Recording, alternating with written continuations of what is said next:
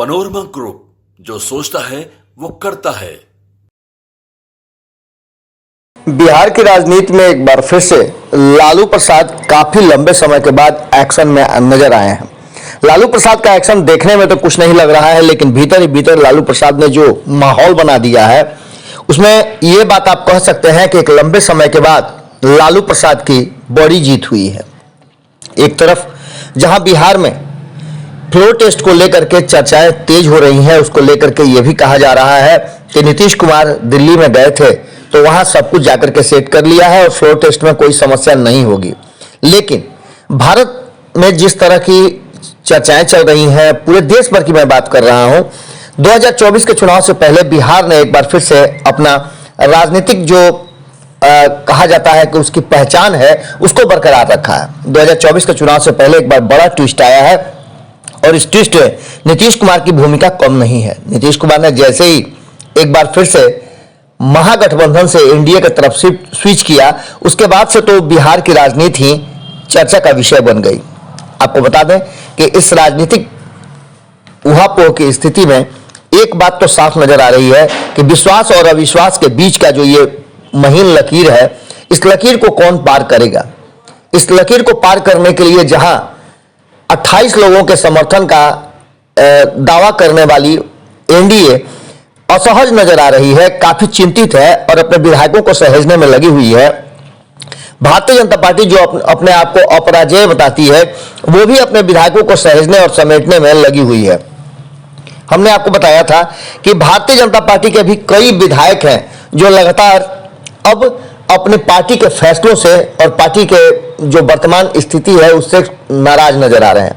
लंबे समय से उन्हें उपेक्षित किया जा रहा है, जिसका वो इस बार बदला लेने के मूड में है। आंकड़े ये बता रहे हैं कि नीतीश कुमार और लालू प्रसाद के बीच जो जंग जारी है उसमें भारतीय जनता पार्टी की प्रतिष्ठा कहीं ना कहीं फंसी हुई है।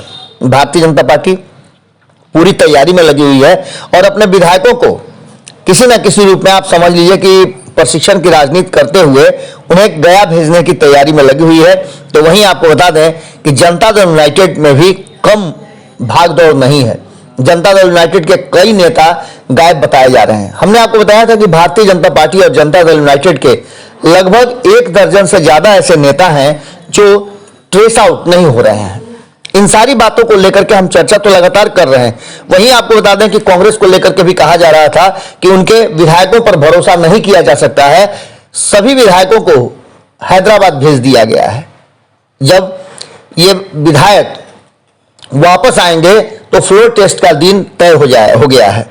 आपको बता दें कि इस सारी कहानी को लेकर के राबड़ी आवास में भी लगातार बैठकों का दौर जारी है और अपने शीर्ष नेतृत्व के लोगों से लगातार लालू प्रसाद बात कर रहे हैं। आपको बता दें कि पहली बार लंबे समय के बाद ये देखने को मिला है कि लालू के सामने चारों खाने चित नजर आई है वो भारतीय जनता पार्टी जो अपने आप को अपराजेय मानती है। वहीं नीतीश कुमार ने भी फ्लोर टेस्ट से पहले अपना हथियार डाल दिया है। अब देखना यह दिलचस्प होगा कि आखिर होता क्या है और 12 तारीख को जो फ्लोर टेस्ट होता है तो कौन बाजी मारता है। लेकिन एक बात तो तय मान के चलिए कि इस उम्र और अवस्था के बाद भी लालू प्रसाद ने एक बार फिर से बिहार और देश की राजनीति को अपनी उंगली पे नचाया है। इससे आप इनकार नहीं कर सकते हैं।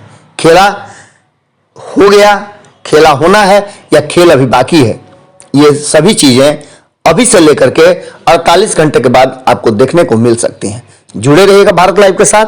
बहुत बहुत धन्यवाद। पनोरमा ग्रुप, जो सोचता है वो करता है। अगर ये वीडियो पसंद आई और वह बिहार के राजनीति और बिहारियत से सरोकार रखेनी तो सब्सक्राइब बटन दबा के चैनल के सब्सक्राइब कर ली।